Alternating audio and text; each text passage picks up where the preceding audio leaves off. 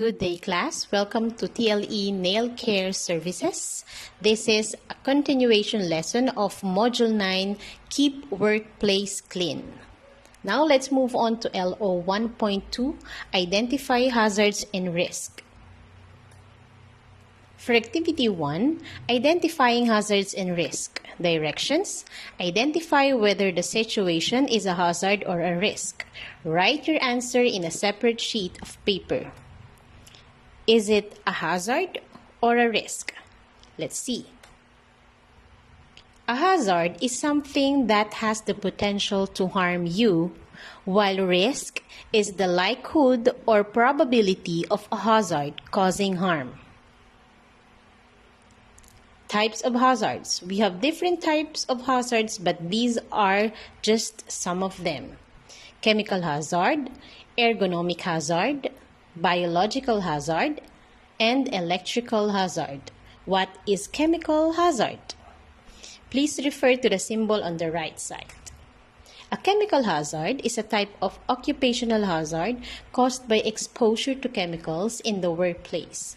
Exposure to chemicals in the workplace can cause acute or long-term detrimental health effects.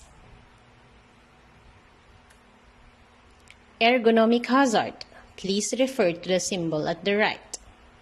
An ergonomic hazard in the workplace is any condition which has the potential to cause harm to a worker's musculoskeletal system.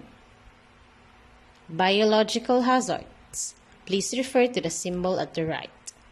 Biological hazards, also known as the biohazards, refer to biological substances that pose a threat to the health of living organisms, primarily that of humans. It includes bacteria, fungi, and viruses. And last but not the least, electrical hazard. Please refer to the symbol at the right.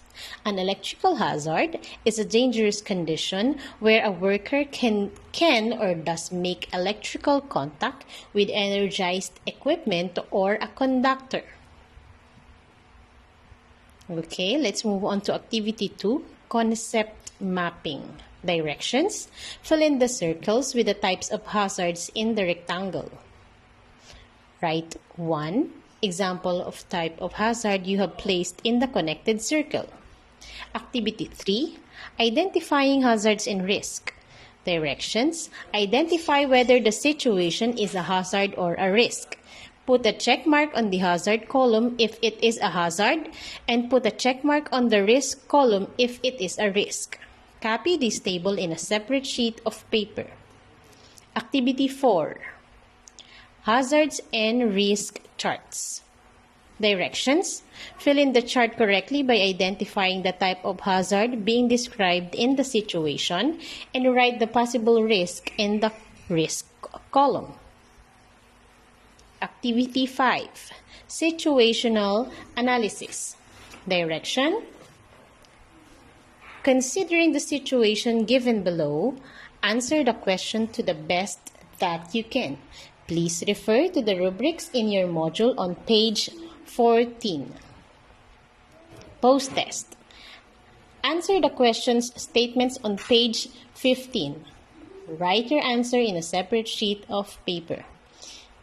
For the mode of delivery, personal submission of the accomplished module and answer sheets by the parents of the learner to the teacher in the school on the scheduled day and time as reflected on the new policies and guidelines of the school regarding the module retrieval.